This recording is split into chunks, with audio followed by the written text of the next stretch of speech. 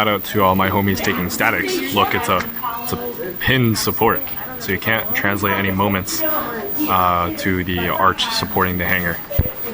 Pin support. Looks like we got a mock shuttle, some planes, and a frickin' XB-70 Valkyrie. Holy moly! This is a X-40. I think there's a couple good videos on it. It was actually later developed into X-37. There's a shared lineage there, and that's the actual super spooky, you know, secret plane that went up on a Falcon recently. I think it recently returned, actually. If it wasn't clear, we're in the experimental hangar. Here's a X-24. Apparently it's some sort of lifting body boy, and behind it the Valkyrie. See, it's got massive canards, and then once again, those intakes, I think there's 60, there's six afterburning engines in there. If we can go to the rear, damn, six afterburning engines. And if you look there, you can actually see the hinge. The whole wingtip of the XB-70 would actually droop down to take advantage of compression lift. I think you take the shock waves generated from the nose of your aircraft and you literally capture them to try to generate lift out of it. It's a very wishy-washy explanation. Go read the Wikipedia article. Pretty interesting. Some more experimental aircraft. That one looks really similar to a ME-163. I feel like a shared lineage, maybe? Also looks very similar to the MiG-9L. I don't know what these aircraft are, but I bet they're related. Look, it's a Bell X-1, the one that, it's definitely not the one that broke the sound barrier, but same aircraft. Yep, Bell X-1.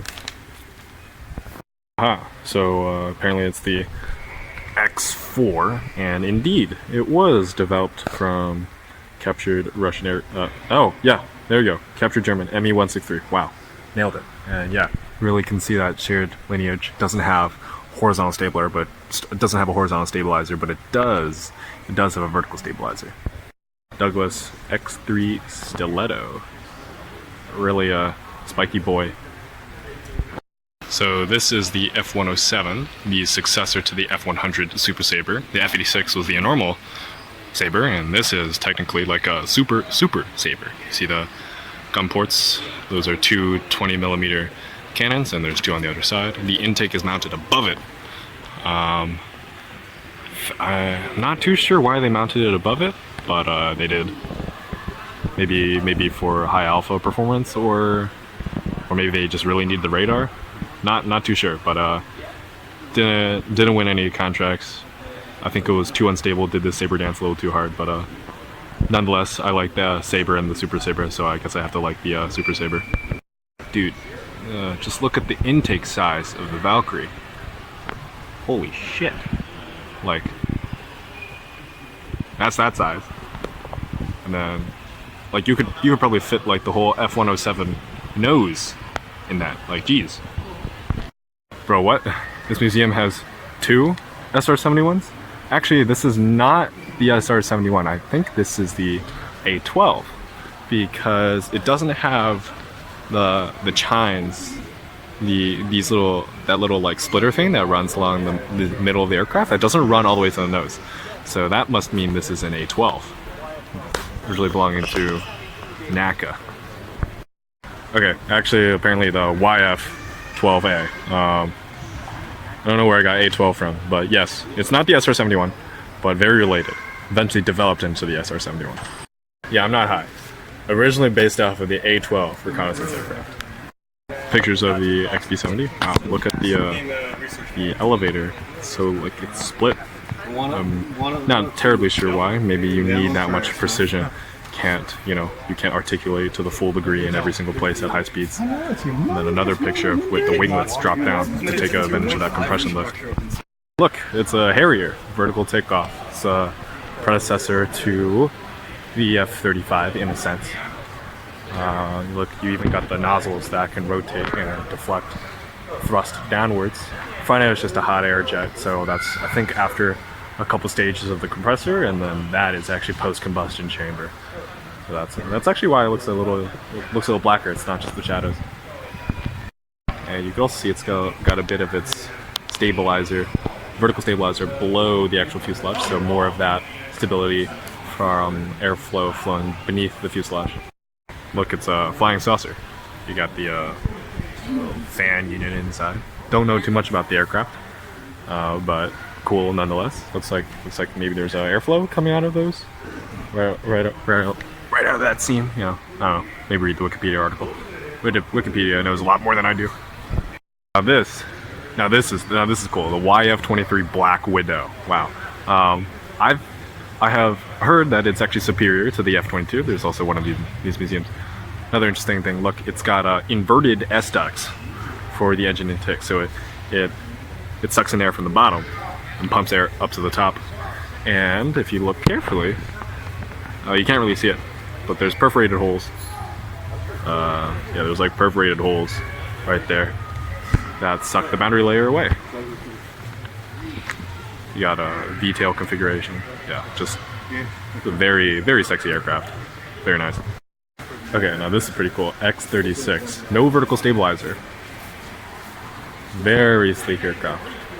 I remember watching a video from RC Powers that when they built their little RC X-36, it was really cool at the time. Okay, now this is cool. This is an F-16. It's got, I think the blue paint job's pretty cool, but it says power by wire. I was like, what the?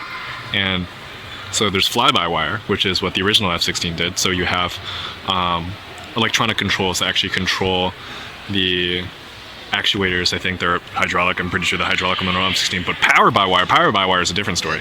It's like fly-by-wire, but better, because instead of signaling like hydraulics, it signals electric motors. So like this is like as close as it gets to an RC aircraft. Power-by-wire. Air Force One stuff. I think it's a Boeing 707. Behind there is probably a B-29 that was converted into a Air Force One. I'm gonna go back to warplanes. Going into the inside of a DC-54 something passenger carrier. Cockpit. It's really cramped in here. Passenger tail area, and we're out. Cold War hangar. Is this a MiG-19 of some sort? MiG-19S. So think we have the MiG-19S for Russia? Yeah, no. If we have it in the German tree for, yeah, 3mm cannons. Supersonic. It's the counterpart of the F-100, or at least it was in War Thunder. Splitter plate. So kind of going to the museum in reverse order, but Vietnam hangar over there, got the B-52, some drones, and then the Korean War on this side, and also an F-22. Okay, so I saw the F-22, I was like, dude, super cool, right? But then I saw this. So like, see how the wing is like flat here, but then it almost looks like it's drooping downwards at the front? It's like cam out, right? Like the wing is reducing its angle of attack as you go further away from the body of the aircraft so that the wingtip doesn't stall before the wing root. And I don't know if this is actually intentional, like the actual F-22 is like this, or if it's just drooping because of the weight of it not flying. But I was like, dude, if it is an intentional cam out, it's like cam out, but on like a fighter jet. Isn't that cool? Oh, and a comparison. The F-22 actually has an actuating rudder as opposed to an all-flying rudder like the YF-23. Here's the F-80C Shooting Star, one of the aircraft in War Thunder. Definitely skipped it because I did not want to play it. Wanted to go straight to the F-86. Got some like intake splitting going on there. Otherwise, half decent aircraft. You got your F-86 versus the MiG-15 BIS. What version of the F-86? Well, it's got 3 guns. That must mean they're 50 cal, so I'm assuming it's a F-86. It's either F-86A5 or F-25. Aha, F-86A. Cool. As an A version, you can see it has slats. Oh, you got a little refueling boom out there. It's got a, I think it has like one of the weaker engines, J36, or maybe it has a J47. I don't know. Side note, does have the J47, so it's more powerful. Got the MiG-15 with the splitter, not splitter plates, wing fences. It's a MiG-15, so you got your massive 37 millimeter. Oh, focus. Massive 37 millimeter cannon on the left, and then two 23 millimeter cannons on the right. They're capped off currently for storage, I guess. If you'll notice, the elevator is actuated and not like all flying. So a big problem with the MiG-15 is in dives, it would actually lock up. And you'll see that on War Thunder. If you dive too fast in a MiG-15, you'll lock up and you'll crash and hit the ground. So on later jets, that's why everyone switched to all flying tails. The whole assembly would move, and you wouldn't have any like wing warping or control reversal going on. Got yourself the F-84 Thunderjet. It's a plane in War Thunder. Don't know too much history about it. A quick side note about the F-86 versus the MiG-15. A lot of people ask, like, why does the MiG have like big guns?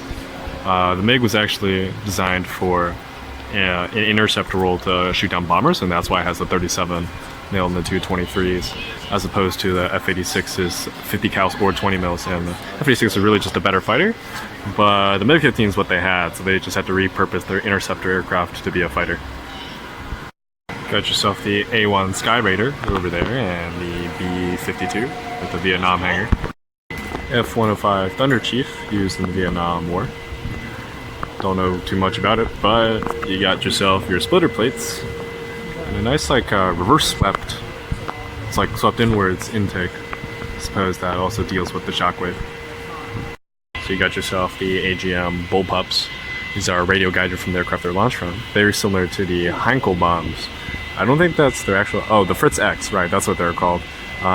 Used during World War II. I'm pretty sure one of them actually hit. Or was that the tall boy? I don't know. But like, you know, same concept. Interesting to always see like developed lineage from the original radio guided bombs. Here's another Phantom, F4C. You actually see the Phantom actually doesn't have any guns. So it actually kind of sucked at dogfights because missiles weren't so good back then, and also if all your missiles missed. Later they had to add that with gun pods, as seen in War Thunder. MiG-21 with supersonic intake with a spike. Here's a MiG-21. You can tell, not MiG-21, MiG-17. You can tell by the way it is, mostly because of the air brakes, which are longer than the MiG-15s, and also the additional wing fence. I'm pretty sure the MiG-15 only has 2 wing fences, but the MiG-17 has 3. And also it has an additional cant to the wing. Or maybe the MiG-15 only has 1 wing fence. Pretty sure it has 2 though. But the MiG-17 also has an additional cant. You see that little angle there on the leading edge, but the MiG-15 does not. Overall, the MiG-17 is also longer, fuselage-wise. Don't know what aircraft this is, but you can tell it's electronics warfare by the way it is. It's got the massive thing up there, probably some sort of radar unit up there, and also maybe radar or some electronic warfare EM scanner thing in the dome down there. Here's a B-57, licensed from like the British Canberra, and says here it's a B model, so if we look below, okay, I swear there should be like gun pods, because it's a B model, but I don't see any. Looks like they have them all covered up. F-100, another Super Saber. Coming around from the tail first, indeed you can see horizontal tail is all moving. So the whole fin actuates, so you don't have any control reversal, no wing warping, and performs very well at supersonic speeds. It doesn't lock up compared to the MiG-15. You got yourself some wing fences, got yourself some slats. Super Saber. Very fun aircraft to fly in War Thunder. So here is a B-29 fuselage. Got yourself the pilot stuff and then co-pilot stuff. You got your throttle levers. Wow, this is cramped. Oh boy. Yoke 1, yoke 2. My mom. Got some radar. Yeah. Engine controls. Got yourself a crew tunnel above, which is normally where you would go, but they've carved out this nice little stairway so you can go down. I think bombardier or radio operator goes here, maybe. Bombardier's over here. The where's the bomb site? Where's the bomb site? Is that Bomb the site bomb? right there. Yellow tanks are oxygen, not extra bombs. You'll see them in other bombers too. More bomb bay, rear bomb bay, and then the exit. Aha, here is the Nordham bomb site. Very critical instrument, very cool. You can read up about Wikipedia. And here is the World War II hangar, kind of doing the museum in reverse. Get yourself some P-36 and a P-35 World War II aircraft, very early. There's a P-40 Warhawk, probably E model. Very fond aircraft of mine. Looks like it's got a couple Japanese kills, so maybe this is a Flying Tiger. Let's see. Oh, yes. Flying Tigers. Very nice. P-40E is a fond aircraft of mine because I played this a lot when Heroes of the Sky was a game still. I don't know if people still play that, but I had that aircraft in Heroes of the Sky. It was a lot of fun. Aha, it's a Zero. I can tell it's a carrier Zero by the way it is because of the folding wingtip. I only bothered to put in folding wingtips on carrier planes. It's a P-39 or a P-63. I'm gonna guess P-39N because I think like the engine. So they both have rear-mounted engines with the engine behind the pilot, but I think it's a P-39 because of the color, and it's a P-39Q, so I was right. Got yourself a massive 37mm. Oh wait, yeah, is it 37mm cannon? Yes, 137mm cannon in the nose, through the hub of the propeller, and then 250 cals. Also in War Thunder. Got yourself a B-25 Mitchell here, representative of the ones used in the Doolittle raid, and got yourself a nice spread about the history of the Doolittle raid. There's some nice paintings about airmen being recovered by Chinese people, and also like a commemorative painting. Nice little bit of history here, because I'm like Chinese and also I'm American, so it's like a little bit of, you know, American planes strike Japan and then some of them land in China. This is an SBD-3 Dauntless dive bomber. You can tell by the way it is with the holes in the dive brakes. I don't know why it's doing it in an Air Force museum though. Yeah, the SBD-3, but they called it an A-24 for the Air Force. Gotcha. Aha. I recognize that plane. It's a Beaufighter. British aircraft. The Mosquito had a very similar design, but it's not a Mosquito. It would have much more pointy engine pods in the nose if it was a Mosquito. And indeed, it is the Beaufighter Mark 1C. 4 20mm Hispano cannons, very lethal load indeed. Usually to carry torpedoes or bombs. Actually, I think it actually carries torpedoes. I don't know if it carries bombs. Here is the B-17 Memphis Belle, one of the staple bombers on the German front during World War II. Here is a Spitfire, and then an A-36 Mustang, predecessor to the P-51. In this configuration, the Mustang has the shitty Allison engine, I think, not the Merlin engine that the P-51 eventually used, and indeed used the Allison engine. Not just straight up not enough horsepower, just not enough. It also has the does not have the bubble canopy, so right behind the cockpit is more fuselage, so you don't have really good rear visibility. I really got some historic planes here. You got the BF-109. Looks like it's a G model. It's got that little intake thing. It's a P-47 and N-15 maybe? I don't know. It's usually got the ginormous radial engine up front. I think it's a Rolls-Royce something? I don't know. It's a Rolls-Royce, what is it? R28 or something? It's a... No? Oh, okay. Yeah, Pratt & Whitney R28. Whoops. Ginormous radial engine.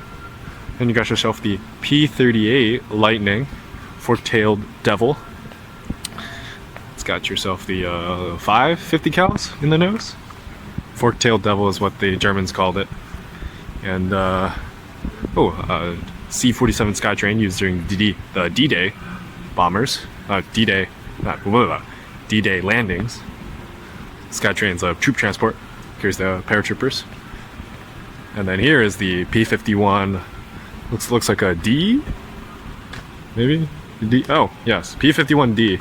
And you got yourself the Merlin engine in there.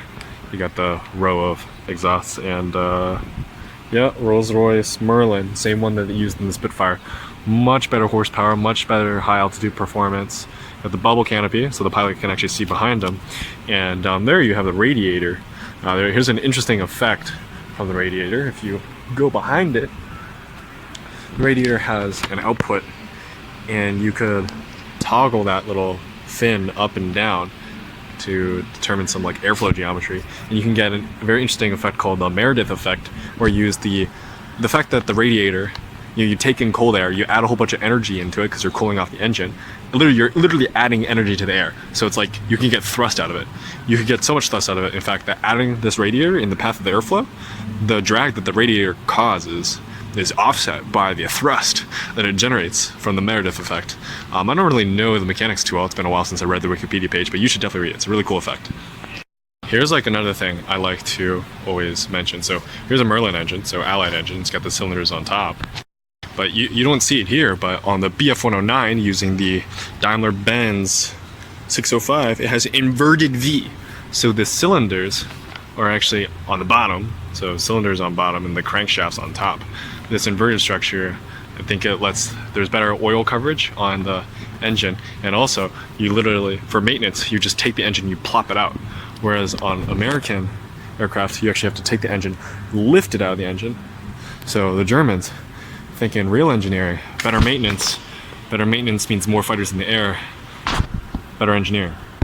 Here's a Mosquito, and indeed, you see it's got much more pointy engine pods and a nose compared to the Beaufighter, and also it's got those distinctive engine inlets on the leading edge there. Here's a Spitfire Mark 9, American license, and this is almost the definitive version, or the most mass-produced or most used. It's definitely like the most popular during World War II. Yeah, and you got yourself those radiators down below. I think they also take advantage of the Meredith Effect, just like the B-51D. I don't know. Double check that on, double check that on Wikipedia for me. And then also the Focke-Wulf 190 was meant to. I think the 190 was meant to match, or no. Is the Focke-Wulf 190 supposed to match the Mark 9 Spitfire, or is the Mark 9 Spitfire supposed to match the 190? I don't remember, but one of them is supposed to match the other. Got yourself a radial engine on the 190 here. Yeah, it says here that the 190 beat the Mark 5 Spitfire, so I'm pretty sure the Mark 9 Spitfire is supposed to improve on the Spitfire such that it could match up against the 190. Wow, you got yourself the ME-163 along with its rocket engine. It's a bipropellant, liquid oxygen, and kerosene? No, hydrazine and hydrogen peroxide. So, hypergolic over a catalyst, I think. There's a ME-262 German jet fighter. Looks like it's got the 430 mils in the nose. The Jumo 04 jet engine. Classic. But what's this? It's a German BK-5 50mm cannon. It's for the ME-262U because Hitler was like, yo, we got this super fast jet engine, right? I mean jet plane, right? Why don't we use it for, you guessed it, anti-tank? I don't know. It's kind of a dumb move. Most people say the ME-262 wouldn't have made a difference in the war anyways, but he was like, yo, we got this air superiority fighter, let's use it against tanks. So you kind of like dumb repurpose. I don't know. Hitler did a lot of stuff. If Hitler wasn't so dumb, maybe the Germans would have had a better time in the war, or at least not if he wasn't dumb, but if he just like concentrated all his forces to one objective at a time. Anyway, 262 Very nice aircraft. Might try to build one someday. Here's a P-47. Looks like it was used in the Asia front with the Japanese kill markings. It's an older version of the P-47 because it doesn't have the bubble canopy. What version? P-47A, maybe? D, maybe? D. Okay, D. Razorback, yeah, because it doesn't have the, doesn't have the bubble canopy. B-29. It's the boxcar. It is the one that dropped the Fat Boy bomb on Nagasaki. Cool piece of history here. Ooh, we got a Japanese plane here. It's a Ki-84, maybe a N1K. My intuition says Ki-84 Hayate or something? Hiei? I don't know. Oh, nope, it's a N1K2 Ja Shinnenkai. Land-based. Very nice fighter. If they had more aluminum and better trained pilots, they would have demolished. If every Zero eventually was replaced with like N1Ks and like Ki-84s, we might have been screwed. Very nice radial engine. 20mm cannons. Very powerful loadout. Very nice plane. My friend really likes these. It's the suicide bomber, suicide fighter thing. It's not a bomber, it's just like it's a kamikaze plane. Dedicated kamikaze plane. Rocket powered, one-way trip. Oh no, it's a trainer. But it's a trainer for the Olka bomber. But yeah, you would just fly the plane into your target. Blows up. We have time to see the early years hangar. Oh well. Gift shop maybe? Nah, fuck that. I don't have money. There's even a F-15 out there. Yeah, F-15 and then a C-17 Skymaster? Globemaster? No, C-17 something. Some sort of a recon aircraft. Anyways, that concludes my visit to the National Museum of the U.S. Air Force. Hope you enjoyed my rambling, and please let me know if I got any of those facts wrong. I was definitely using my intuition like most of the time. Anyways, have a great day, and happy new century or something. No, new decade.